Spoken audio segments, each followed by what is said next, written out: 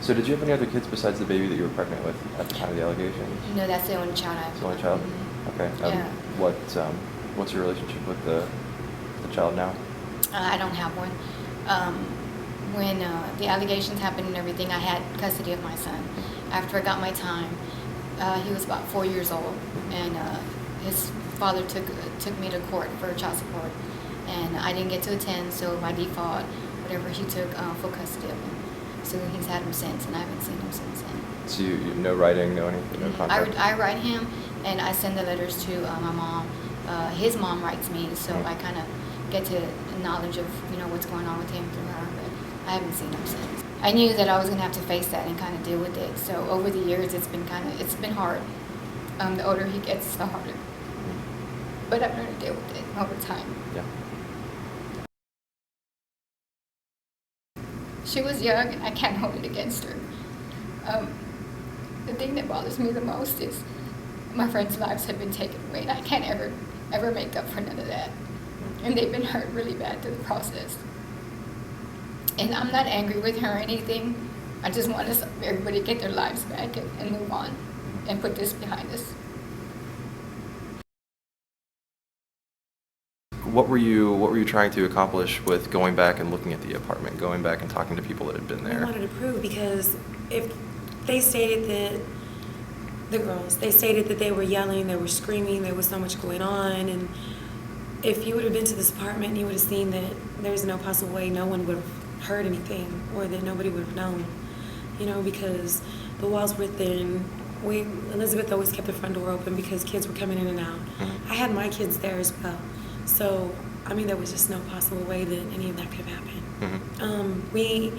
Anna and I even went as far as going down to downtown San Antonio to try to find the building plan, things, because of the way they said things were set up.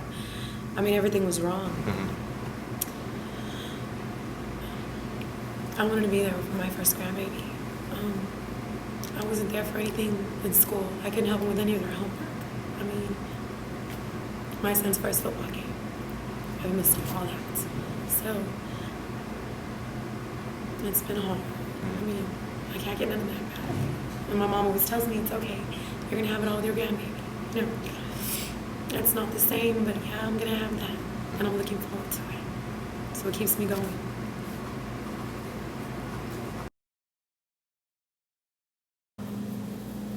Probably me mostly just my mother's getting older, and she's not 100% good health wise and stuff, and that I'll never gain back, so probably to me that's most important for me. Like you said, if there's not a good outcome in this, and we don't get our charges overturned, I'll have to register as a sex offender, and I'm sure finding a job and place to live and everything's gonna be really hard, because I already have 2 strikes against me, prison, and like I said, then I'll have to be a sex offender. So yeah, I know it's not gonna be easy at all. And I can't remember exactly what happened on this particular day, but I usually was just sitting down, and something popped in my head one day, and I just happened to start reading. Yeah. And this is when you were in prison Yes, that you sir. wrote this? Okay. Yes. Did you want me to start? Yeah.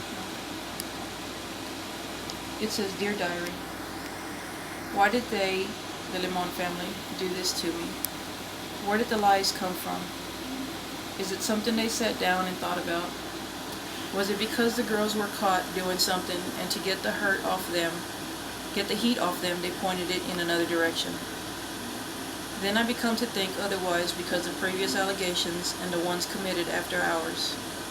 Is this how he gets even with people who don't follow along with what he wants? Unfortunately, these questions and many more will probably never be answered, so I'm left wondering. I can't believe how evil, manipulative, and downright mean this man could be. I can't even imagine. I wonder if we ever cross his mind. I wonder if he has any conscience or remorse over any of this."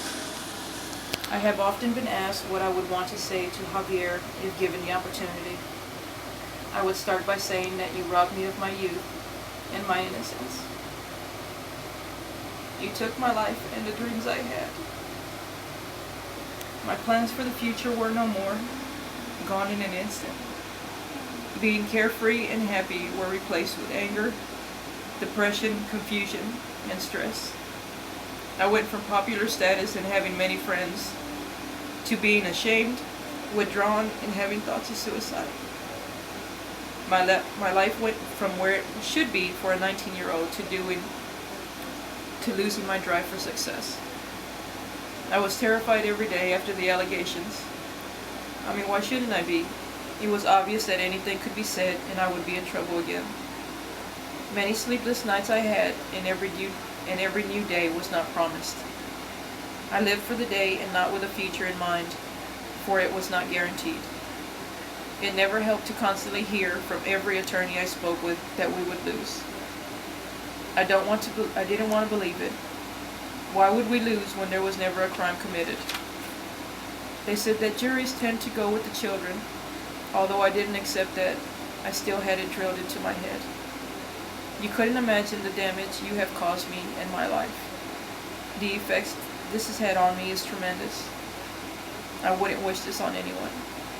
I am 37 years old now and have been living in hell for the past 18 years, 12 of those being in prison. Do you have any idea what you've done? You wrote that how long ago? I think it was October 8th. October 8th. October 8th. Hmm.